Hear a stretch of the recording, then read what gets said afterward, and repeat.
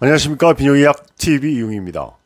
갱년기 치료에서 남성 호르몬 보충요법이 80% 환자에서 자기에게 잘 맞기만 하면 인생을 다시 산다, 그런 기분으로 활력도 주고 성욕도 증가되고 모든 면에서 다 좋다고 생각이 듭니다. 물론 이제 근력 운동을 동반하면서 균형 잡힌 영양 섭취 이런 것들이 이제 동반이 될 때 그 효과를 아주 극대화할 수 있는데요. 저희 비뇨의학과의 관심뿐만 아니라 여러 내분비내과, 심장내과, 여러 선생님들이 이 호르몬 보충요법에 대해서 관심이 많습니다. 왜냐하면 호르몬 보충요법에 따라서 그 좋아지는 증상에서도 말씀을 드렸듯이 성욕과 활력 개선 말고도 우울감도 개선해주고 복부 비만이 감소하고 그 성기능이 좋아지면서 그 대사증후군의 만성적인 증상들, 치료의 지표들이 굉장히 좋아지기 때문에 내과 선생님들이 관심이 이제 많습니다. 또 1년 가까이 하게 되면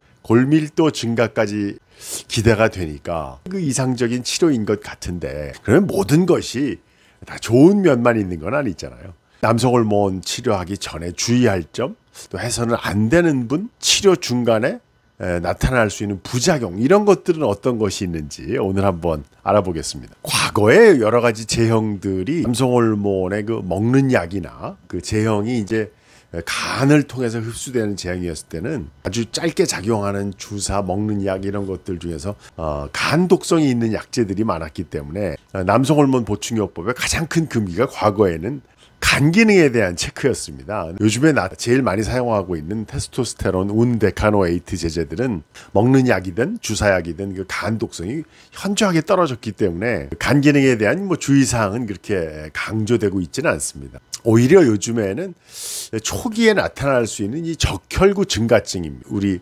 헤마토크릿이라고 하는 그 헤모글로빈 농도가 굉장히 진해지기 때문에 혈액순환에 조금 장애를 받을 수 있습니다. 뇌혈관이라든지 심장혈관 이런 것들에 영향을 주지 않을까라는 염려 때문에 시작하고 나서 2, 3개월 안에 적혈구 증가증이 있는지를 반드시 모니터링하라, 이렇게 돼 있고요. 그리고 초기에 코골이나 수면 무호흡증이 있는 분들에게 굉장히 치명적일 수 있습니다. 또 수면 무호흡증은 심혈관계 질환, 성기능 장애하고도 직접 연관이 있기 때문에 수면 무호흡증이 있는 분들에 대한 주의사항 1번으로 강조되고 있고요.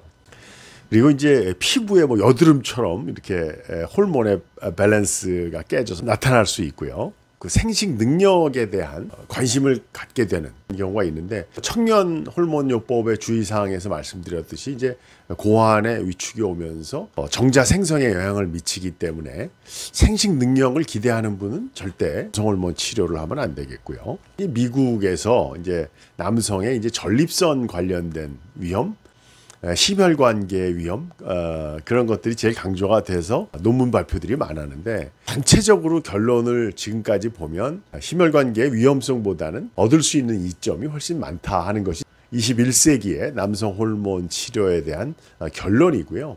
그러니까 심혈관계에 위험 인자가 있는 분들을 치료하기 전에 어떤 약물을 복용하고 있고 심혈관계에 어떤 부담을 가질 수 있는 분들인지를 확인하고 치료하라는 이제 주의사항 정도가 제시되고 있고요.